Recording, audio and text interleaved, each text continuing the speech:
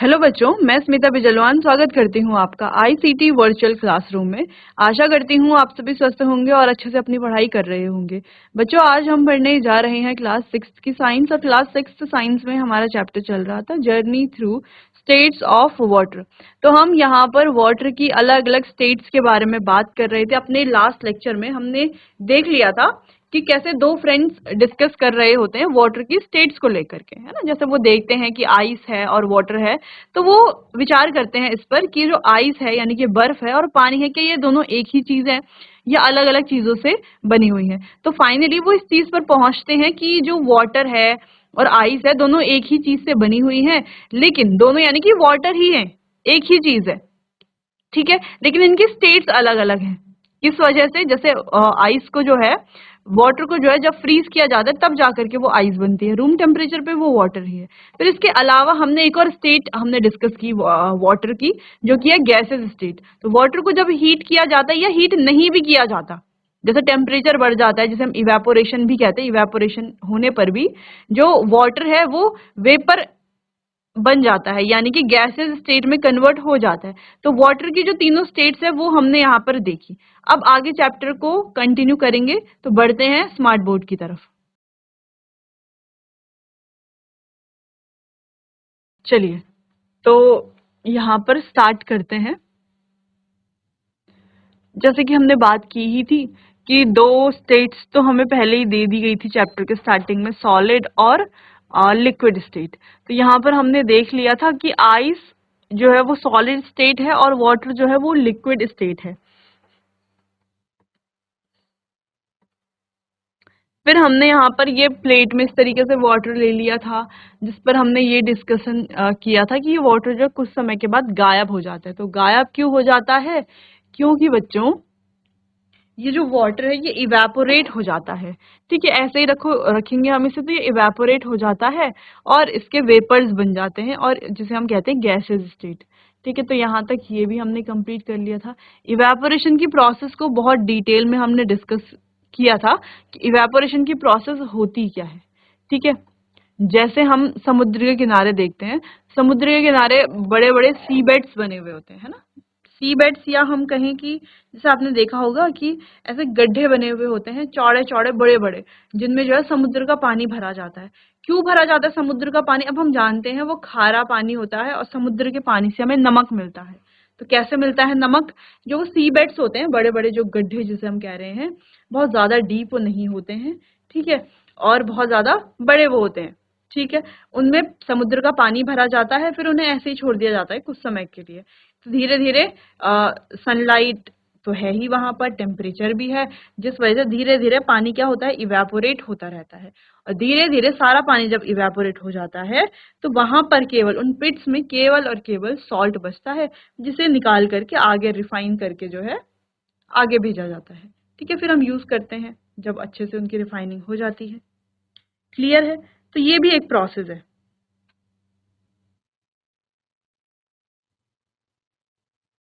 चलिए, अब आगे बात करते हैं, एक और मिस्ट्री है जिसको हमें देखना था। तो ये प्रोसेस है जिसको हम कंडेंसेशन बोल रहे थे। तो अपने लास्ट लेक्चर में थोड़ा बहुत हमने ये कंडेंसेशन की प्रोसेस को डिस्कस किया था।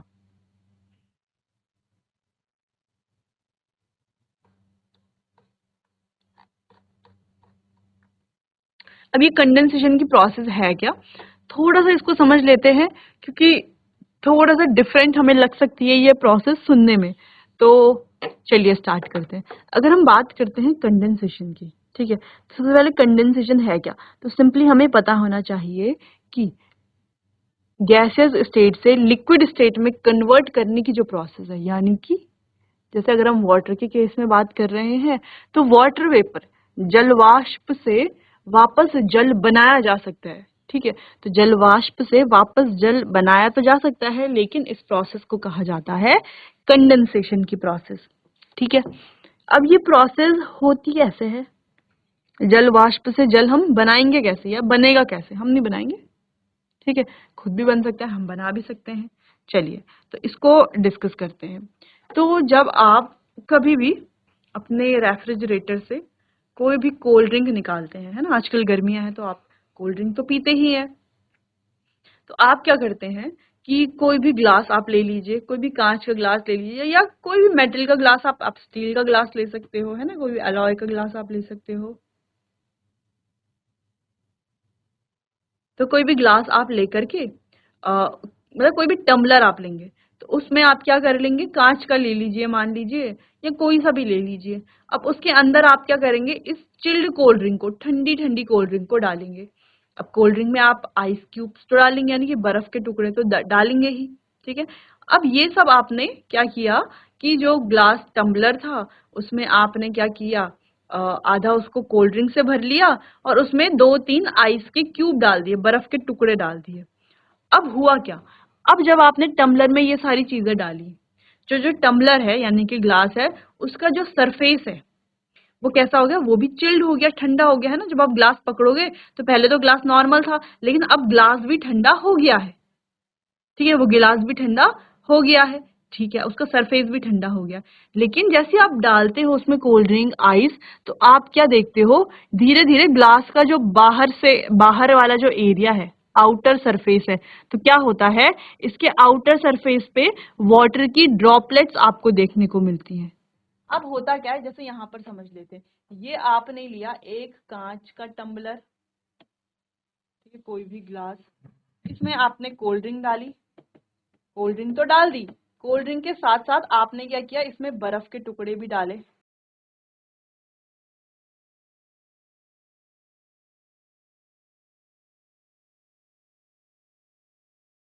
इस तरीके से आपने काफी बर्फ के टुकड़े इसमें डाल दिए। अब बर्फ के टुकड़े डालने से क्या हुआ कि ये जो है, इसमें जो पहले से जो जूस था, जो कोल्ड ड्रिंक आपने डाली, वो और भी ठंडी हो गई, जिससे क्या हुआ, इस गिलास का ये जो सरफेस है ना, जो सरफेस है, ये बाहरी की तरफ से, ये क्या हो गया, पूरा ठंडा हो गया। जब आप इसे पकड़ते हैं तो आपको बहुत ठंडा ये लगेगा। अब इसका सरफेस जो है वो ठंडा हो गया, ठीक है। कुछ समय के बाद आप देखोगे इसके सरफेस के बाहर से इस तरीके से छोटे, जिसको हम रेड कलर से बना रहे हैं, इस तरीके से पानी की जो बूंदे हैं, ड्रॉप्स हैं, वो आपको देखने को मिलेंगी तरीके से। इसके नीचे भी पानी पानी आ जाएगा, है ना, इसके नीचे जिसको बॉटम है वहां पर भी।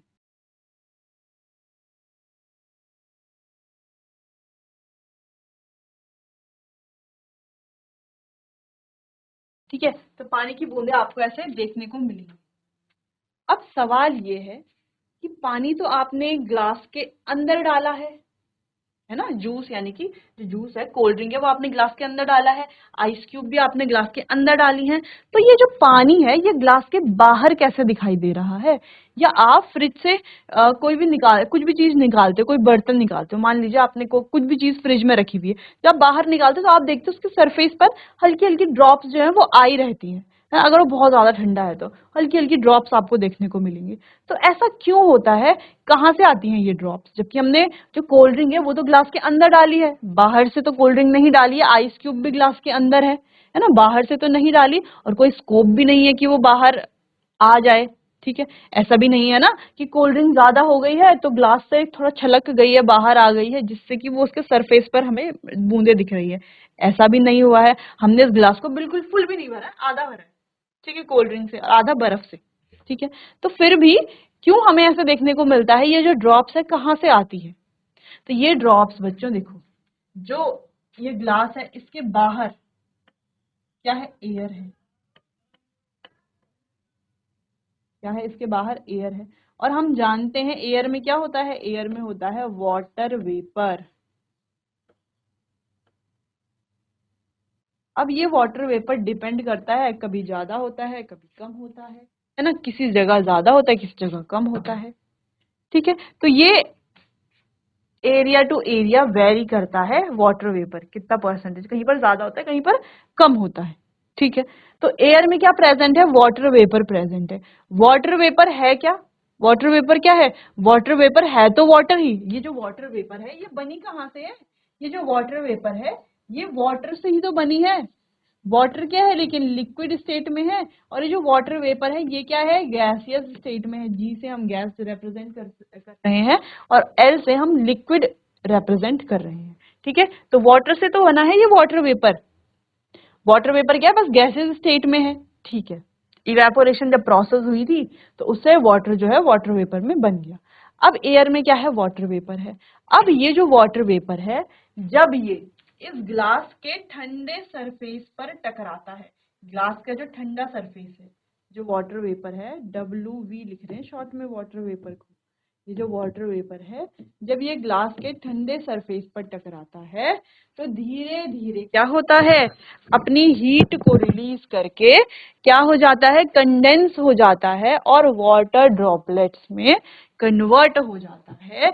इस ही प्रोसेस को कंडेंसेशन प्रोसेस कहा जाता है। तो when the water vapour present in the air comes in contact with a cold surface, यानी कि जब ये वाटर वेपर जो एयर में प्रेजेंट है किसी भी कोल्ड सरफेस, ठंडे सरफेस के कांटेक्ट में आती है तो वाटर ड्रॉपलेट्स बनाती है। इसी प्रोसेस को, कौन सी process, conversion of water vapour into liquid, water vapour को लिक्विड स्टेट में या वाटर में कन्वर्ट करने की ये जो प्रोसेस है इसी को ही कंडेंसेशन कहा जाता है, जो कि एक बहुत इंपॉर्टेंट प्रोसेस है। क्लियर है? चलिए, तो कंडेंसेशन की प्रोसेस आप यहां से नोट कर लेंगे, अगर आपने नोट नहीं की है तो नोट कीजिए। फिर हम आगे बढ़ते हैं, नेक्स्ट एक्टिविटी देखते हैं।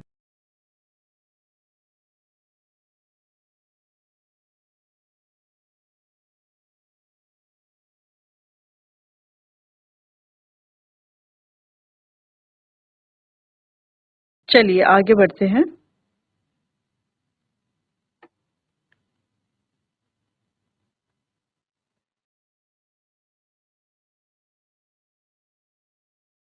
चलिए, तो Avi and Thirav conduct an activity to find evidence for their reason.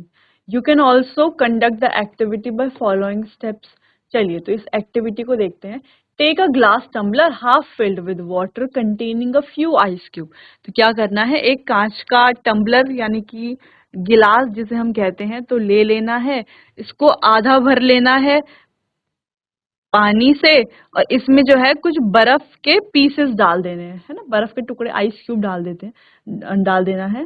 Cover it with a small steel plate, इसको जो है एक पतली या छोटी सी स्टील की प्लेट से कवर कर लेना है। Way it on digital weighing balance, और इसको जो है डिजिटल वेइंग बैलेंस में वे कर लेना है, इसका वजन जो है वो नाप लेना है।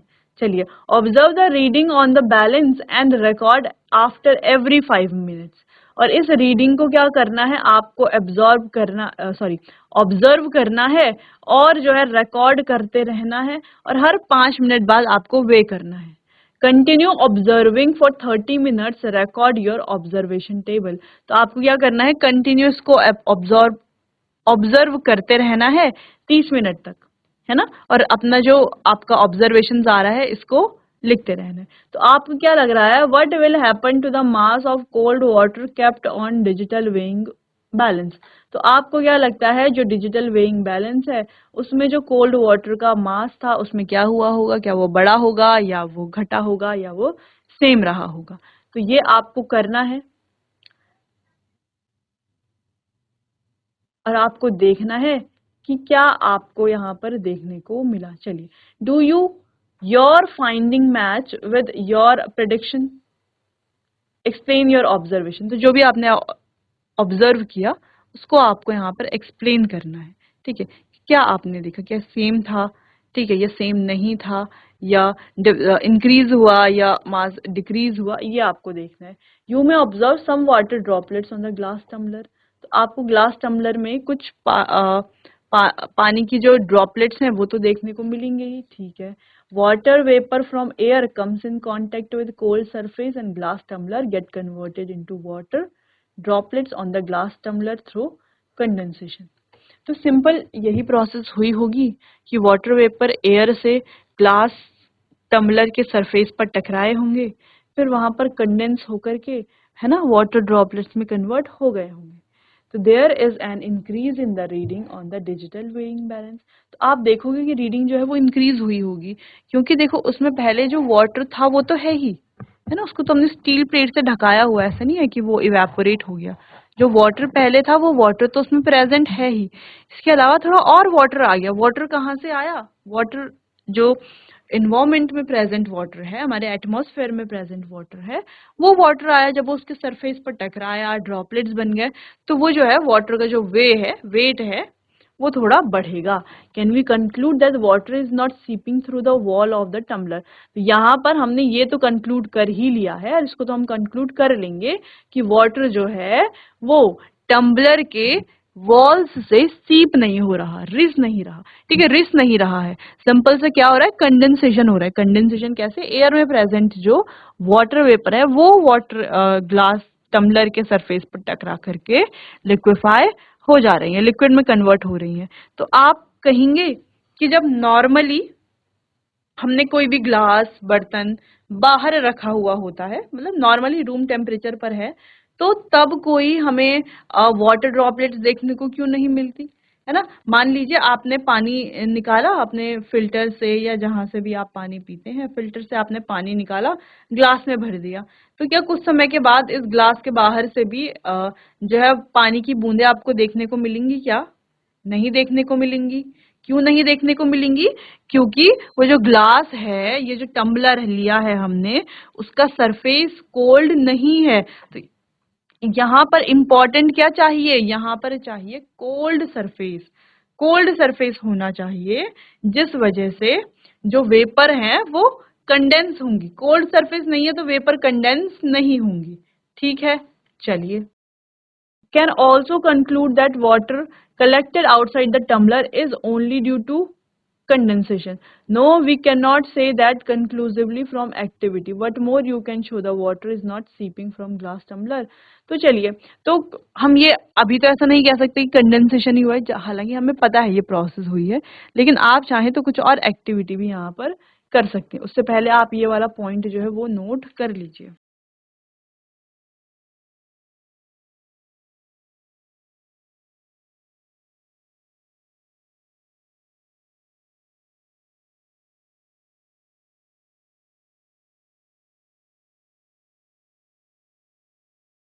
चलिए आगे बढ़ते हैं। तो यहाँ पर what are the different states of water, वो हमने देख ली है। Water is a substance that can be observed in 3 different state in our daily life. तो वाटर को जो है हम 3 डिफरेंट स्टेट में ऑब्जर्व कर सकते हैं, है ना। एक तो सॉलिड स्टेट में, जिसको हम कहते हैं आइस वाली state. On heating the ice melt and gate converted into its liquid state. तो हीट करने पर आइस जो है वो लिक्विड स्टेट में चेंज हो जाती है। फर्दर हीटिंग अगेन, अगर हम हीट करते रहते हैं तो वाटर जो है वो गैसेज स्टेट में कन्वर्ट हो जाती है। ठीक है, तो सिंपल सी ये बात है। इसको आप चाहें तो इस तरीके से एक फ्लो चार्ट बना सकते हैं और उसमें लिख सकते हैं।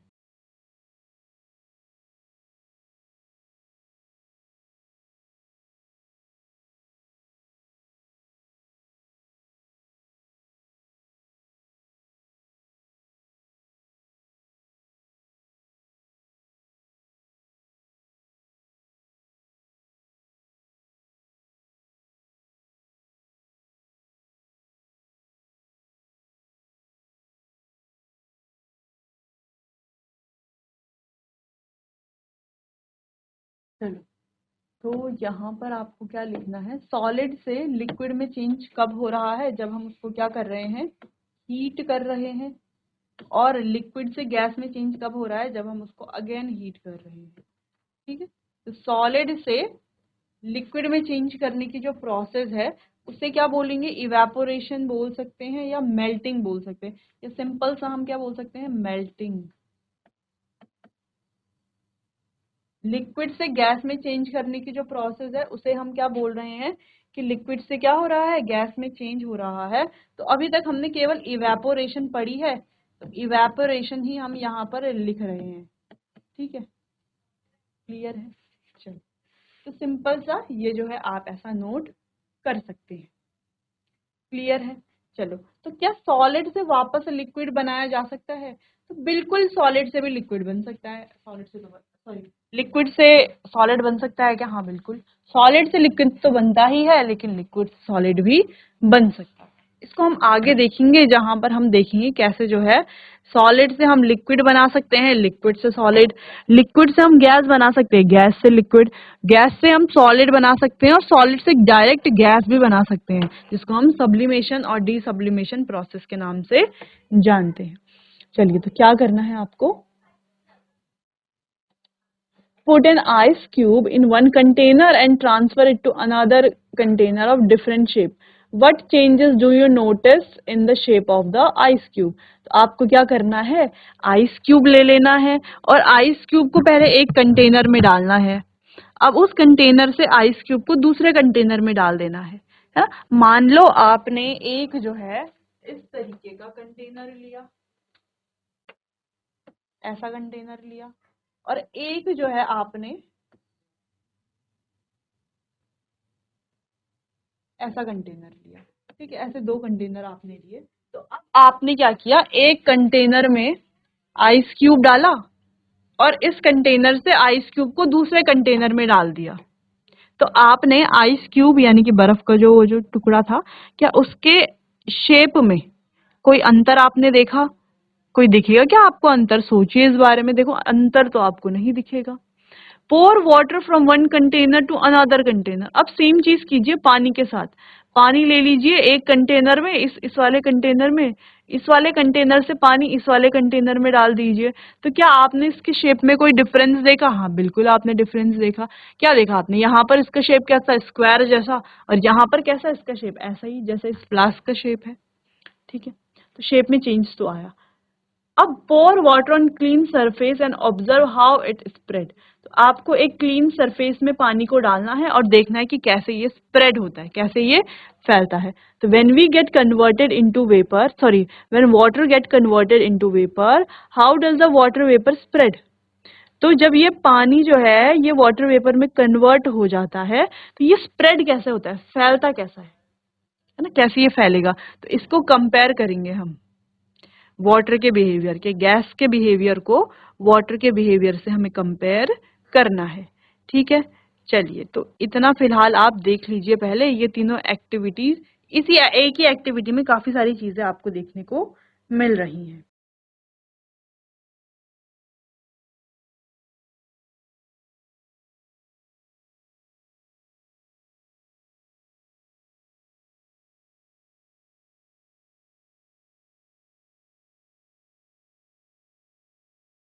चलिए, तो यहाँ पर जो भी आप ऑब्जर्व करेंगे उसे आप यहाँ पर लिख लेंगे, ठीक है। तो ये है आपका होमवर्क।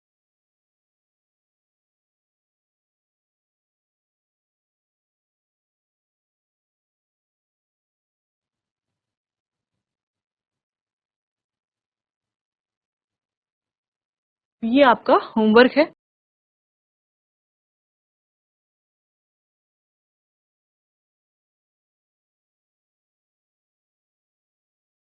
तो बच्चों, हमने वाटर के स्टेट्स के बारे में बात की कि कैसे सॉलिड से लिक्विड, लिक्विड से गैस स्टेट में चेंज होता है। तो यहाँ पर हमने एक बहुत इंपॉर्टेंट स्टेट के बारे में बात की, कैसे जो है वेपर जो है वो वापस से लिक्विड स्टेट में चेंज होते हैं, जिस प्रोसेस को हम कहते हैं कंडेंसेशन, जो हम अपनी डेली लाइफ में भी इस प्रोसेस को देखते हैं, ठीक है। तो ये बात थी कंडेंसेशन की। अब इसके अलावा जो आगे जो हमारे वाटर के अलग अलग स्टेट्स हैं, इनकी क्या क्या प्रॉपर्टीज हैं, इनको डिस्कस करेंगे हम अपने आने वाले अगले सेशन में।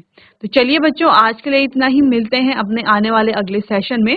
तब तक के लिए आपका बहुत बहुत धन्यवाद।